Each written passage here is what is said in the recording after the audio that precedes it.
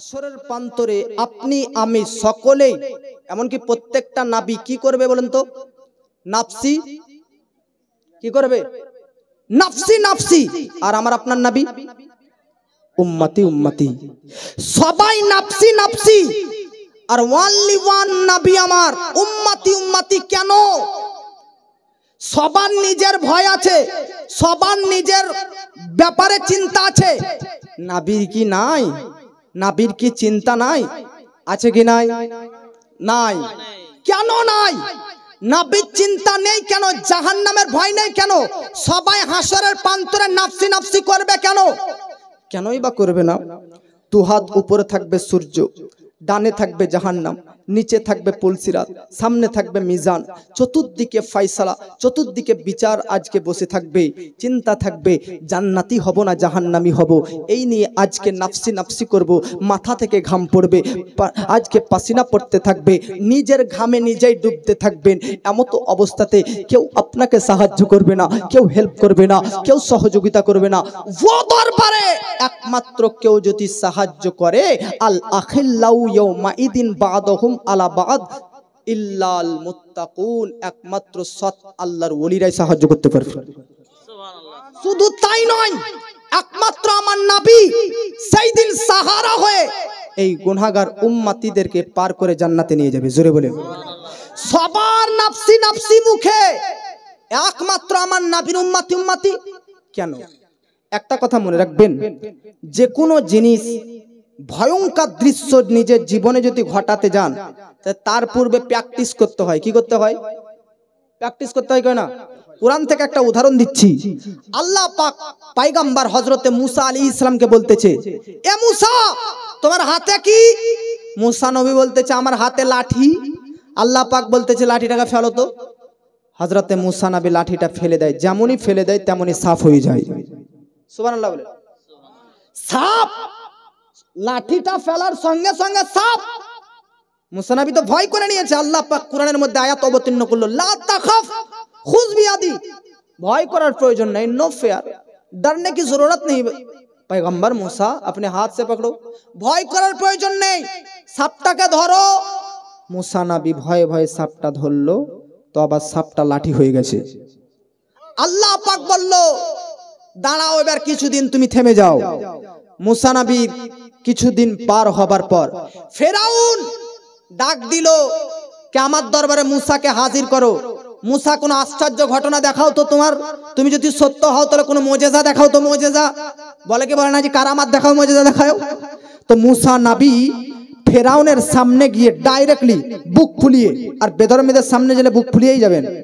মুসা নবী বুক ফুলিয়ে, আর উনি একটু জালালি মেজাজে ছিলেন, থম থম করে হাঁটতে হাঁটতে গিয়ে ফেরাউনের সামনে লাঠিটা ফেলে দেয়, আর সাফ হয়ে যায়, সাপটাকে ধরে নেয়, লাঠি হয়ে যায়।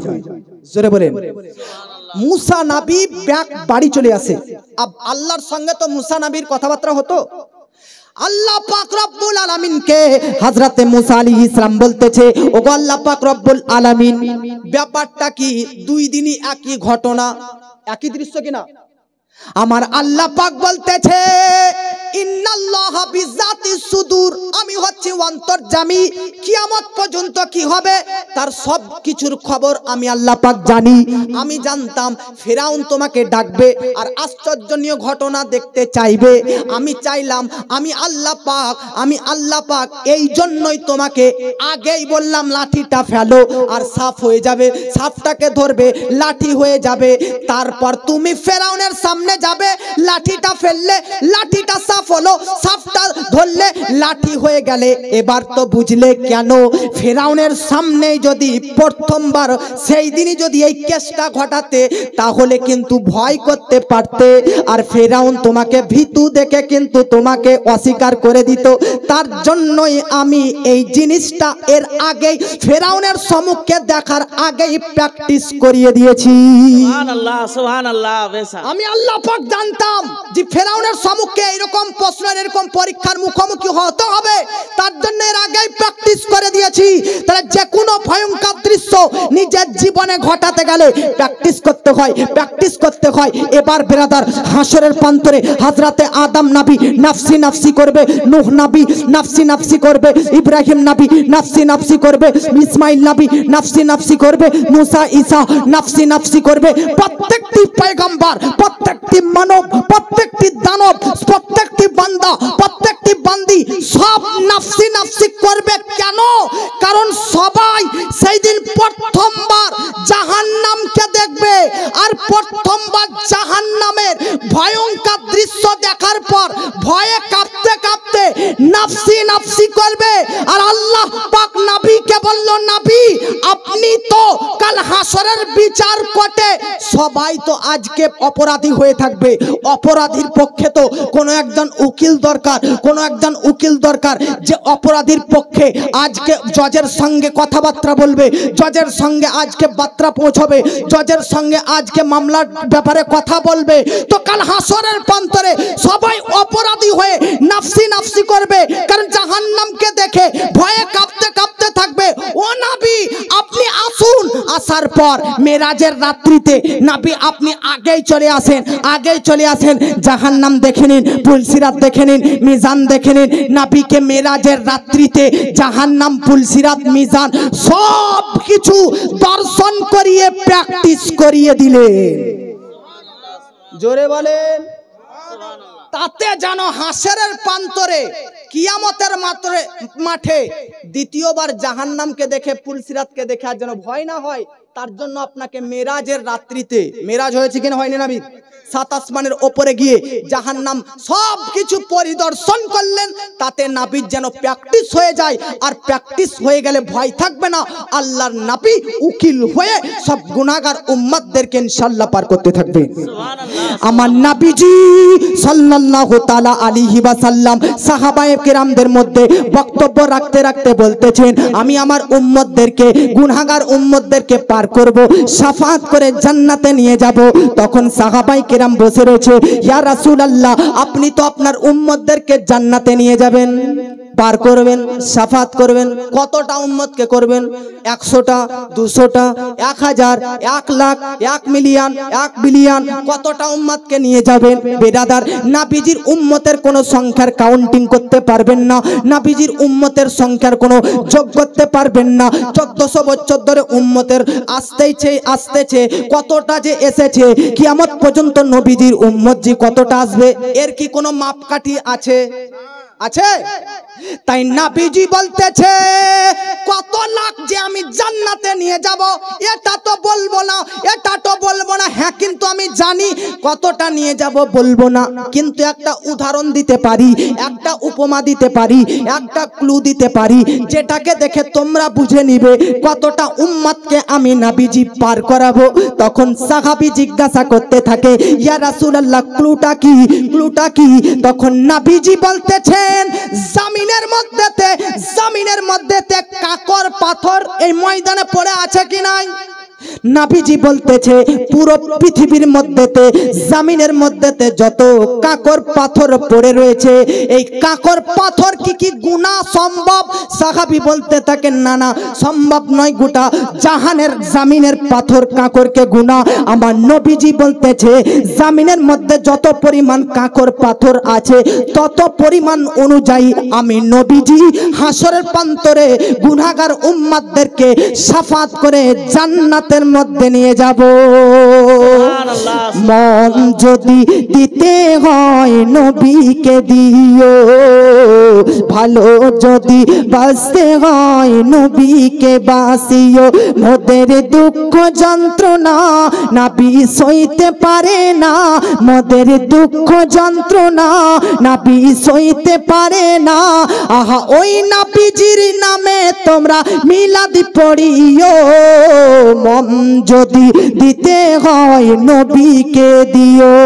জোরে বলেন আর মহব্বতে বলুন সুবহানাল্লাহ। তাহলে মেরাজের রাত্রিতে নবী সবকিছুই ভ্রমণ করে নিয়েছে। জোরে বলেন। চাঁদে মানুষ যাওয়া সম্ভব কি সম্ভব না বলেন তো? সম্ভব কি সম্ভব না? চাঁদ বেশি বড় না পৃথিবী বেশি বড়? হ্যাঁ, কোনটা বেশি বড়? চাঁদ অপেক্ষা চাঁদ থেকে পৃথিবী কয়েক গুণ বেশি বড়, কিন্তু সূর্য বেশি বড় না পৃথিবী বেশি বড়? সূর্য বড়। সায়েন্স বিজ্ঞান বলতে থাকে পৃথিবী থেকে সূর্য 13 লক্ষ গুণ বড়। সুবহানাল্লাহ বলবেন না? কত লক্ষ গুণ বড়? 13 লক্ষ গুণ বড়। আপনি বলবেন যে সূর্যের মতন বড় বোধহয় আর জিনিস কিছুই নাই। ভেবে দেখেছেন এত বড় পৃথিবী থেকে 13 লক্ষ গুণ, মানে এতটা, এরকম পৃথিবী যদি 13 লক্ষটা সূর্যের ভিতরে ফেলে দেন তো ঢুকে যাবে। এই 13 লক্ষ গুণ বড় সূর্য, এই সূর্য মতন বলতেছে একটা তারা রয়েছে, তারার নাম হচ্ছে ব্যাটেল জুইস। কি নাম? Betelgeuse, Proxima Centauri, Alpha Centauri, এগুলো তারা।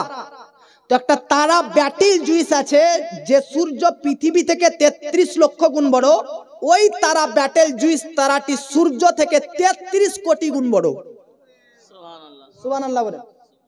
ভাবুন, সূর্যের মাপকাঠি আছে যে সূর্য পৃথিবী থেকে 13 লক্ষ গুণ বড়, আর ওই তারার কি কোনো মাপকাঠি আছে যে তারা ব্যাটেল জুইস যে তারাটি সূর্য থেকে 33 কোটি গুণ বড়? আপনি বলবেন হয়তো ওই তারাটার মতন বোধহয় আর কিছু বড় নাই। ওই রকম 33 কোটি গুণ তারা, 500 বিলিয়ন, লাখ ওপরে কোটি, তার লাখের ওপরে মিলিয়ন, মিলিয়নের ওপরে বিলিয়ন, এরকম 500 বিলিয়ন তারা মিলে একটা গ্যালাক্সি তৈরি। সুবহানাল্লাহ বলবেন না? পৃথিবী থেকে সূর্য 13 লক্ষ গুণ বড়, সূর্য থেকে 33 কোটি গুণ বড় ব্যাটেল জুইস। এই ব্যাটেল জুইস তারার মতন 500 বিলিয়ন তারাকে যদি একত্রিত করা হয় তাহলে একটা গ্যালাক্সি তৈরি হয়ে যাবে। আমাদের গ্যালাক্সির নাম কি জানেন? আমাদের গ্যালাক্সির নাম হচ্ছে মিল্কি ওয়ে। আল্লাহু আকবার। এই সকল কিছুই, সোম, মঙ্গল, বুধ গ্রহ, এগুলো সব কিছুই প্রথম আসমানের নিচে রয়েছে। জোরে বলে। বিজ্ঞান সায়েন্স বলেছে, বিজ্ঞান সায়েন্স। আপনি মনে করছেন কলকাতা যান তো কিসে যান গো? কলকাতা ট্রেনে না বাসে? বাসেও যান, ট্রেনেও যান। বেশিরভাগ মানুষ ট্রেনে সফর করে না বাসে? এখান থেকে ট্রেনে কলকাতা যেতে কত ঘন্টা লাগে? 6 ঘন্টা। আমি আপনাকে ফাউল কথা দিয়ে টাইম নষ্ট করছি না, বুঝাতে চাইছি। 6 ঘন্টা লাগে এখান থেকে কলকাতা যেতে। বিজ্ঞান সায়েন্সরা একটা যানবাহন বানিয়েছে যে যানবাহনটা ঘন্টায় চলে 39,000 কিলোমিটার। কত কিলোমিটার? আপনার মোটর সাইকেল বোধহয় বুলেট গাড়িও এত সার্ভিস দিবেন 1 ঘন্টায় 150-100 কিলোমিটার, এর বেশি সার্ভিস দিবে? দিবে না। আমারও বুলেট আছে, তো আমি বলতে চাই 100-150 বেশি সার্ভিস দিবে? দিবে না। কিন্তু ও যানবাহন ঘন্টায় সার্ভিস 39,000 কিলোমিটার, মিনিটে চলে 660 কিলোমিটার। ওই যানবাহনের নাম কি? গুগলে সার্চ করবেন, দেখবেন নাম হচ্ছে অ্যাপোলো 11। অ্যাপোলো 11 এই যানবাহনের সাহায্যে চাঁদে সর্বপ্রথম মানুষ গিয়েছিল। যে যানবাহনের দ্রুত বেগ হচ্ছে ঘন্টায় কত বললাম? 39।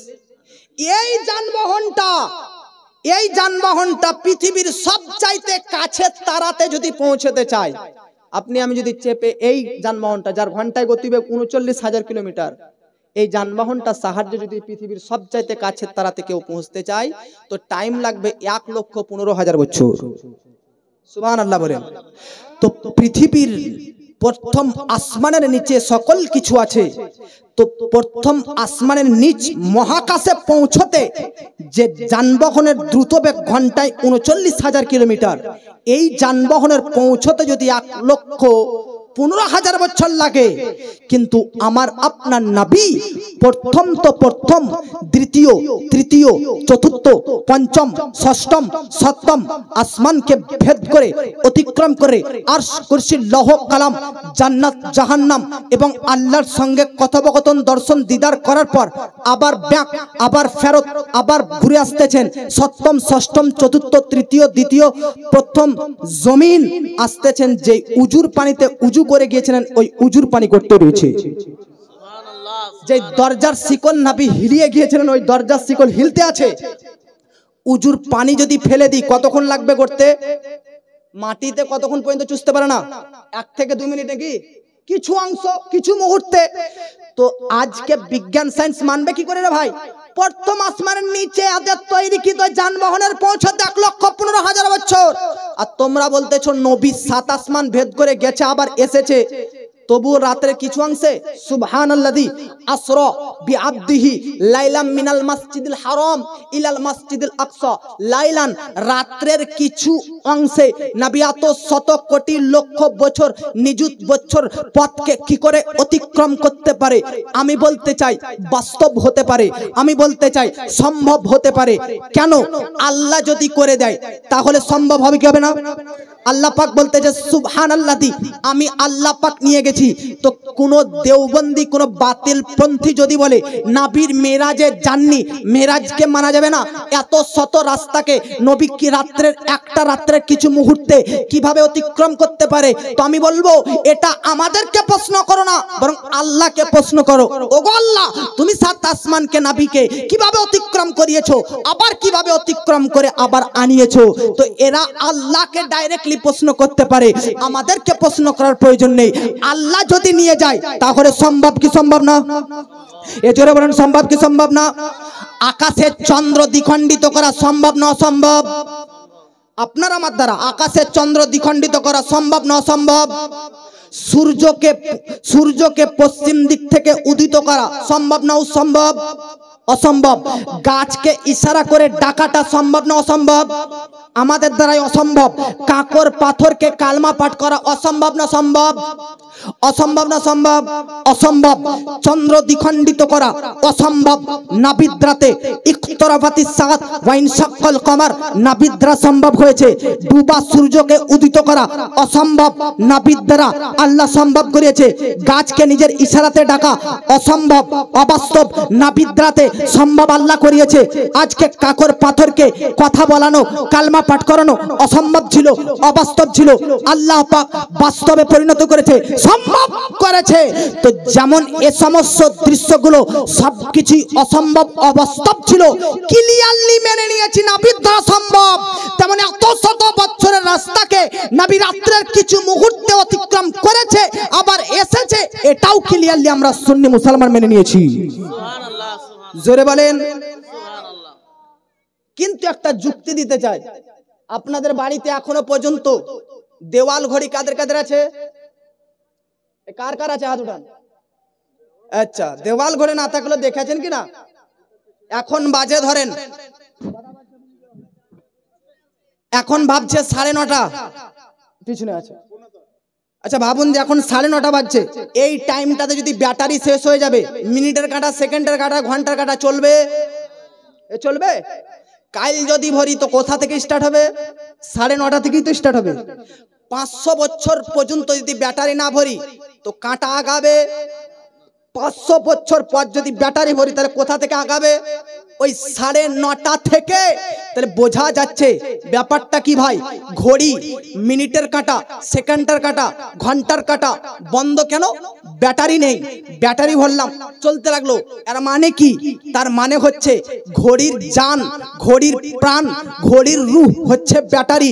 আপনার দেহের মধ্যে হাত চলাচল করতেছে, পা চলাচল করতেছে, কথাবার্তা শুনতে পাচ্ছেন, নাক আজকে অক্সিজেন নিতে পাচ্ছেন, আজকে ব্রাদার চোখে দেখতে পাচ্ছেন, শরীর অঙ্গ প্রত্যঙ্গ নড়াচড়া করতেছে। এর মানে শরীরে জান আছে না নাই? আছে। শরীরে জান আছে, প্রাণ আছে, রূহ আছে, তাই শরীর চলতেছে। মারা গেলে জান থাকবে না। হাত বন্ধ, পা নড়াচড়া বন্ধ, চোখ বন্ধ, কান বন্ধ, কর্ণশক্তি বন্ধ, দৃষ্টিশক্তি বন্ধ। ঠিক সেই রকম ঘড়ির ব্যাটারি, ঘড়ির ব্যাটারি হচ্ছে ঘড়ির জান, ঘড়ির প্রাণ। তাহলে ঘড়ির মধ্যে প্রাণ যদি না থাকে, জান যদি না থাকে, দেহের মধ্যে জান না থাকলে দেহ চলাচল করে না।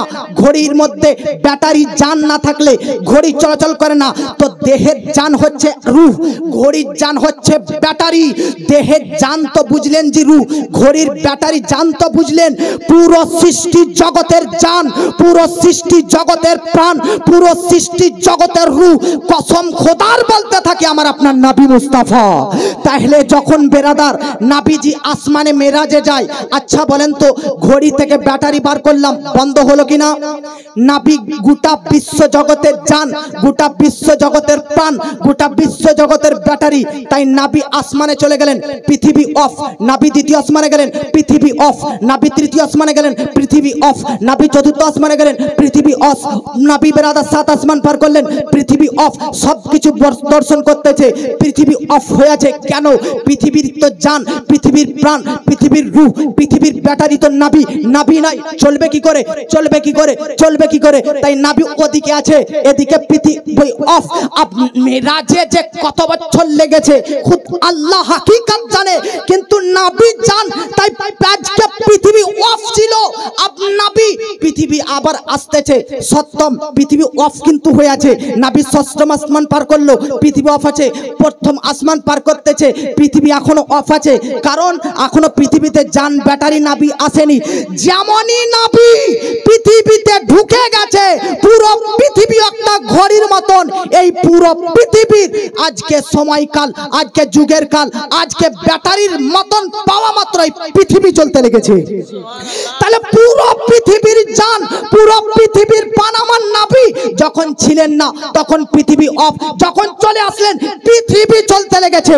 এই জন্য আমার আলা হযরত আজিমুল বরকত মুজাদ্দিদিন ও মিল্লাত কানজুল কারামাত জাবালুল ইস্তেকামাত শাইখুল ইসলাম ও মুসলিমিন আয়াতুম মিন আয়াতিল্লাহ মুজিজাতুম মিন রাসূলিল্লাহ কারামাতে গৌসে আজম আশিকে নবী ওলিয়ে কামিল ফাকিয়ে ইসলাম ইসলামিক চিন্তাবিদ দার্শনিক বৈজ্ঞানিক হিজরি 1400 শতাব্দীর শ্রেষ্ঠ মুজাদ্দিদ বিশ্ববরণ্য লেখক সুন্নি জগতের সম্পদ হামিয়ে সুন্নাত মাহিয়ে শিরক বেদাত ভ্রান্ত মতভেদের খণ্ডনকারী মহা সংস্কারক জ্ঞানের এনসাইক্লোপিডিয়া মুফাসসিরুল কুরআন মুবাল্লিগে ইসলাম আল কারি আল আলিম আল ফাজিল আল মুফতি আল মুহাদ্দিস আল মুহাক্কিক আল মুদাক্কিক আল মুনাজির আল মুসান্নিফ আশ-শাহ ইমাম আহমদ রাজা খা ফাজিলে বেরেলভী আলাইহির रहमा व रिजवान लिखते थे वो जो ना थे तो कुछ ना था, वो जो ना हो तो कुछ ना हो। जान है वो जहां की जान है, वो जहां की जान है तो जहान है। नारे तकबीर, नारे रिसालत, मसला के आला हजरत मौलाना मोहम्मद इस्माइल रेजा नूरी साहेब, नारे तकबीर। अच्छा একটা কথা বলেন তো, এবারে ঘড়িটা কে কে দেখতে পাচ্ছেন? আপনারা সবাই দেখতে পাচ্ছেন কিনা? পাচ্ছেন? ঘড়ি চলছে না বন্ধ আছে? বাবা বাবা বাবা, দলিলের প্রয়োজন নেই। ঘড়ি চলছে মানে ঘড়ির মধ্যে ব্যাটারি জীবিত আছে।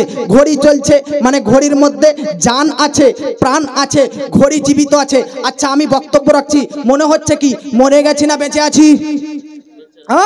বেঁচে আছি। তাহলে কারো মধ্যে জান থাকলে, প্রাণ থাকলে, রূহ থাকলে, ব্যাটারি থাকলে যদি প্রমাণ হয় সে জীবিত আছে, 2024-23 থেকে এসেছে, দিন থেকে রাত এসেছে, 9টা থেকে 9:30 এসেছে, তাহলে পুরো পৃথিবীর সিস্টেম চলতেছে। আর মানে নবী মুস্তাফা মদিনা শরীফের মধ্যে জীবিত আছে। জোরে বলেন आला हजरत। এই জন্য বলতেছে তু জিন্দা হে বল্লাহ, তু জিন্দা হে বল্লাহ মেরে চশমে আলম সে ছুট जाने वाले। জোরে বলেন। আব্বাজি বেরাদার, আপনার কথা মনে রাখতে হবে। আমার নবীজি মেরাজ শুরু করেছেন কোথা থেকে বলেন তো? যাত্রা কোথা থেকে শুরু করেছেন? মক্কা থেকে, নবীর বোন উম্মে হানির বাড়ি থেকে নাকি? নবীজি মক্কা থেকে, আপনারা শুনেছেন কিনা, ফিলিস্তিনের বাইতুল মুকাদ্দাসে নবী সব নবীদেরকে মুক্তাদি করে, আর আমার আপনার নবী কি করে? কি করে গো? ইমামতি করে নামাজ পড়িয়েছেন। তাহলে কোরআনের মধ্যে আছে মিনাল মসজিদুল হারাম ইলাল মসজিদিল আকসা। আচ্ছা নবীকে যখন মেরাজে নিয়ে যাওয়া হয় তখন মক্কা থেকে ফিলিস্তিন অর্থাৎ বাইতুল মুকাদ্দাস নিয়ে যাবার মধ্যে বহু ঘটনা ঘটেছে, অত বলা সম্ভব নয়, কিন্তু যেটা দরকার আপনাদের জন্য সেটা বলতেছি। আপনাদের এই বেনিদাসপুর গ্রামটা আসার জন্য আশপাশ থেকে কটা রাস্তা আছে বলেন? কটা গো? 8-10টা আছে। একটা আছে না একাধিক আছে? একটাই কথা, একটা না একাধিক? একাধিক।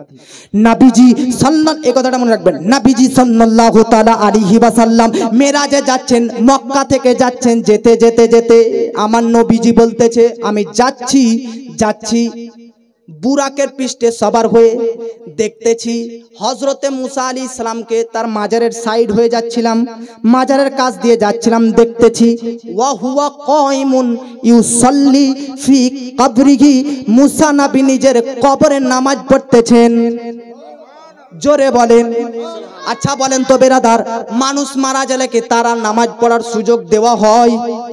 নামাজ পড়ার কি সুযোগ পায়? কথা বলার কি সুযোগ পায়? কথা বলার কি চান্স পায়? উঠি বসতে কি পারে? দাঁড়িয়ে বসতে দাঁড়িয়াতে পারে কি পারে না? পারে না। বসতে পারে না, কিছুই করতে পারে না। কিন্তু মুসলিম শরীফের মধ্যে হাদিস লিপিবদ্ধ রয়েছে, নবীজি বলতেছে আমি মুসা নবীর মাজারের সাইড দিয়ে কবরের সাইড দিয়ে যাচ্ছি, দেখতে পাচ্ছি মুসা নবী কবরের মধ্যে ইউসাল্লি নামাজ আদায় করতেছেন। কিভাবে? কাইমুন, দাঁড়িয়ে দাঁড়িয়ে। জোরে বলেন। আপনাদের কবরস্থান কোন পাড়াতে গো? এইদিকে আছে না এইদিকে? এইদিকে। একজন ব্যক্তি বুক খুলিয়ে একবার দাঁড়াই বলেন তো, যে কবরের সাইড দিয়ে হেঁটে গেলে কবরের ভিতরে যে কেমন অবস্থা আছে দেখতে পাই? আছে? দেখতে পাবে কেউ? নবীর এক একটা হাদিসে একাদশো কথা বার হবে। নবী মুসা নবীর কবরের ওপর দিয়ে যাচ্ছে, তো ভিতরে মুসা নবী নামাজ পড়তেছে না শুয়ে আছে, বসে আছে না দাঁড়ায় আছে? নবীকে বাহির থেকে দেখতে পাচ্ছিল? আহা, কবরটা কি খোলা ছিল না বন্ধ ছিল? বন্ধ ছিল। তো নবী বাহিরে উড়ে যেতেছে মেরাজে, আর কবরের ভিতরে মুসা নবী নামাজ পড়তেছে, এটাও বাইরে থেকে নবীজি জানতে পেরে নিয়েছে। বাইরে থেকে নবী দেখতে পাচ্ছে। ওরে পাগলা বুকা মুসলমান, ভাব ভাব ভাব, যদি নবী বাইরে থেকে ভিতরের উম্মতকে দেখতে পারে, তো আজকে কবরের ভিতর থেকে বাইরে যাওয়া আশিক প্রেমিক হাজীদের কেউ দেখতে পাচ্ছে। জোরে বলেন। নবী যদি ভিতরের ব্যক্তি কবরের ব্যক্তিকে দেখতে পারে, তো কবরের ভিতর থেকে কি আজকে দেখতে পাবে না? আজকে পায় না। এবার বেরাদার, এটা একটা পয়েন্ট। আর একটা পয়েন্ট দেখুন, এই হাদিসটা থেকে বের হবে। আপনাকে জিজ্ঞাসা করলাম বেনিদাসপুরটা আসার জন্য কটা রাস্তা আছে, তো আপনারা এক বাক্যে বললেন একাধিক রাস্তা আছে, খুব জোর 7 থেকে 8টা বা 9 থেকে 10টা রাস্তা আছে। আব্বাজি বিরাদার নে মিল্লাত ইসলামিয়া, আপনাদেরকে আর একটা কথা বলি, মক্কা থেকে ফিলিস্তিন, মক্কা থেকে বেরাদার বাইতুল মুকাদ্দাস যাবার জন্য কি একটাই রাস্তা আছে না একাধিক? ও গো নবীজি, আল্লাহ একাধিক ফিলিস্তিনের বাইতুল মুকাদ্দাস মসজিদ যাওয়ার জন্য তো অনেক রাস্তা আছে, কিন্তু তুমি মুসা নবীর কবরের সাইড দিয়েই কেন আল্লাহ নবীকে নিয়ে গেলে? তার তো কোনো কারণ আছে। আল্লাহ পাক বলতেছে ডাইরেক্টলি বান্দাদেরকে, ও আমার বান্দা বান্দিরা, একাধিক রাস্তা ছিল, একাধিক রাস্তা ছিল, একাধিক রোড ছিল, অন্য রোড বা রাস্তা দিয়ে নবীকে না নিয়ে মুসা নবীর মাজারের সাইড দিয়ে এই জন্য নিয়ে গেলাম, তাতে কিয়ামত পর্যন্ত মাজার জিয়ারতকারীদেরকে আর আঘাত, কষ্ট, যন্ত্রণা, শিরক আর বেদাতের ফতোয়া না দেওয়া হয়, বরং মাজার জিয়ারত করা যেন এই হাদিসটা থেকেই নবীজির সুন্নাত প্রমাণ হয়ে যায়। তাহলে বোঝা যাচ্ছে নবীজি কবরের সাইড দিয়ে যাচ্ছে, এর মানে হচ্ছে কবরে যাওয়া কার সুন্নাত? কার? আচ্ছা, নবীকে মেরাজে নিয়ে যাচ্ছেন কে? এর মানে আল্লাহর পছন্দ কাজ মাজারে যাওয়া, বলি তো মাজারের সাইড দিয়ে নিয়ে যাচ্ছে। জগৎবাসীদেরকে ইশারা দিল মাজারে যাওয়া নবীর সুন্নাত, কাউকে মাজারে নিয়ে যাওয়া নবী আল্লাহর সুন্নাত। সুবহানাল্লাহ বলেন। তাই বলে বউকে নিয়ে যাওয়া কি সুন্নাত হবে? মাকে নিয়ে যাওয়া কি সুন্নাত হবে? মহিলাদের জন্য মাজার জিয়ারত করা নেই, মহিলাদের জন্য মাজার জিয়ারত করতে পারবে না, এই যুগে তো পারবেই না বেরাদার। তাই মহিলাদের জন্য উত্তম পদ্ধতি, বাড়ি থেকে মাজারওয়ালাকে ইয়াদ করে স্মরণ করে আজকে ফাতিহা পাঠ করবে, তার অন্তরের খবর আজকে মাজারওয়ালা কবর থেকে শুনতে পাবে। অবশ্যই পাবে কি পাবে না? পাবে কি পাবে না? পাবে। একটা কথা বলেন তো, মুসা নবীর কবরের সাইড দিয়ে যে নবী যাচ্ছেন, তো কি অবস্থায় মুসা নবী কবরে ছিল বলেন তো? আপনাকে আমি বললাম নামাজ অবস্থায় বলি, আপনি বলছেন নাকি?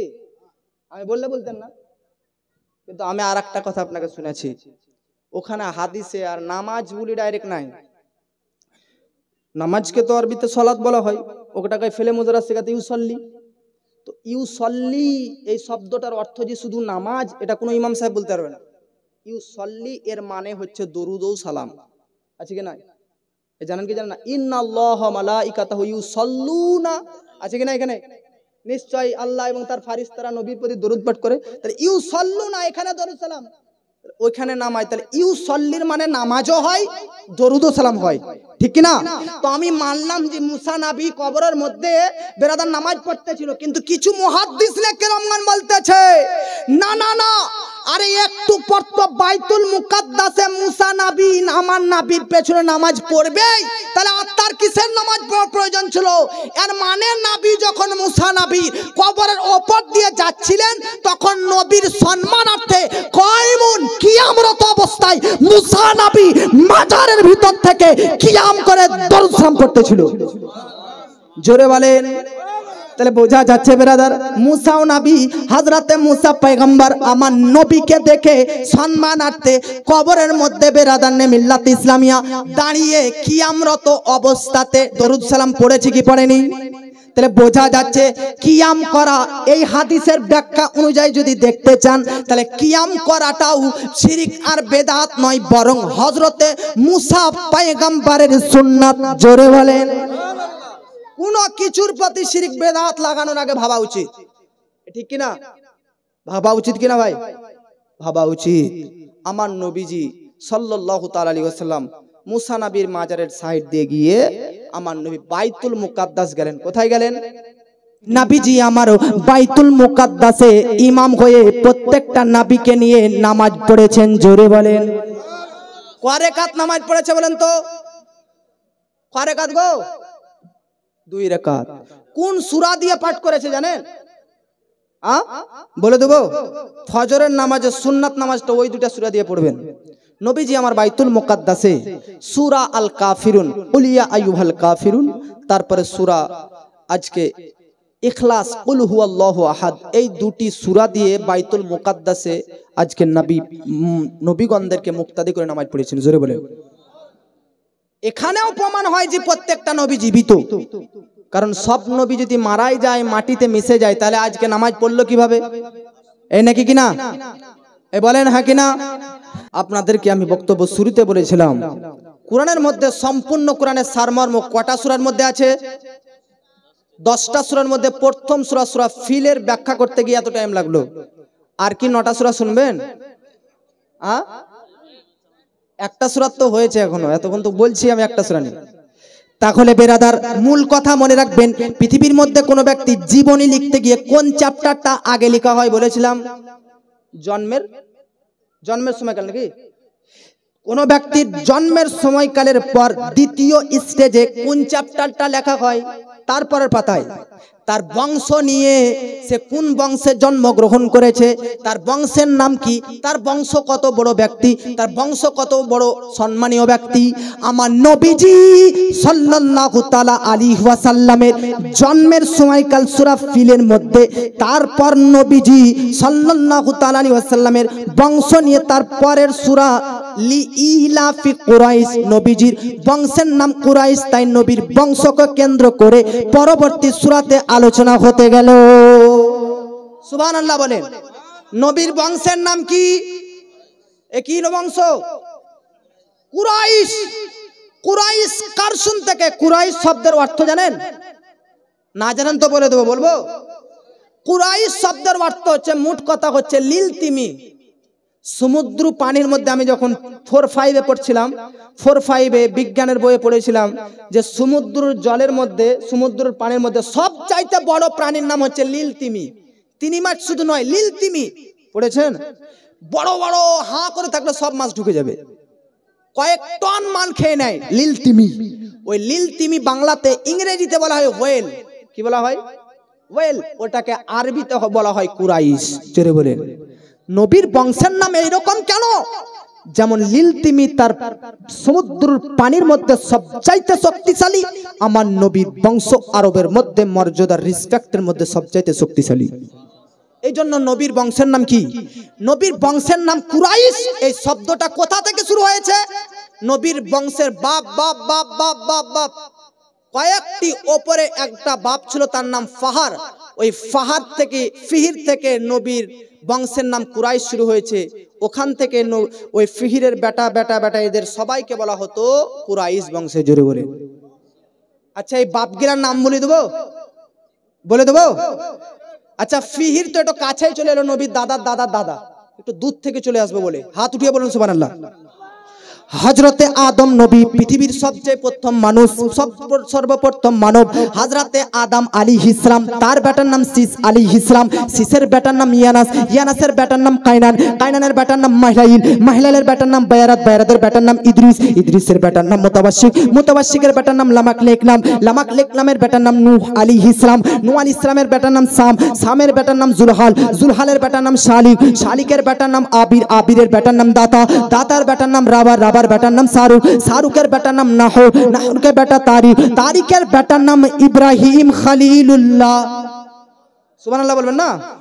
ইব্রাহিম খলিলুল্লাহর বেটার নাম ইসমাইল জাবিহুল্লাহ, ইসমাইল জাবিহুল্লাহর বেটার নাম কায়দার, কায়দারের বেটার নাম আওয়াম, আওয়ামের বেটার নাম হামাল, হামালের বেটার নাম সাবিত, সাবিতের বেটার নাম সালমান, সালমানের বেটার নাম আল হাইসা, আল হাইসার বেটার নাম আলিয়াসা, আলিয়াসের বেটার নাম উদ, উদের বেটার নাম আওয়া, আওয়ার বেটার নাম আদনান, আদনানের বেটার নাম মুঈদ, মুঈদের বেটার নাম নাজার, নাজারের বেটার নাম মুদার, মুদারের বেটার নাম ইলিয়াস, ইলিয়াসের বেটার নাম মুদরিকা, মুদরিকার বেটার নাম খুজাইমা, খুজাইমার বেটার নাম কিনানা, কিনানের বেটার নাম নাজার, নাজারের বেটার নাম মালিক, মালিকের বেটার নাম ফিহির। জোরে বলে।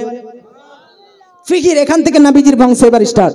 মালিকের বেটার নাম ফিহির, ফিহিরের বেটার নাম গালিব, গালিবের বেটার নাম লুই, লুইর বেটার নাম কাব, কাবের বেটার নাম মুর্রা, মুর্রার বেটার নাম কিলাব, কিলাবের বেটার নাম কুসাই, কুসাইয়ের বেটার নাম আবুদে মান্নাফ, আবুদে মান্নাফের বেটার নাম হাশিম, হাশিমের বেটার নাম আব্দুল মুত্তালিব, আব্দুল মুত্তালিবের বেটার নাম আব্দুল্লাহ, আব্দুল্লাহর বেটার নাম মুহাম্মাদুর রাসূলুল্লাহ।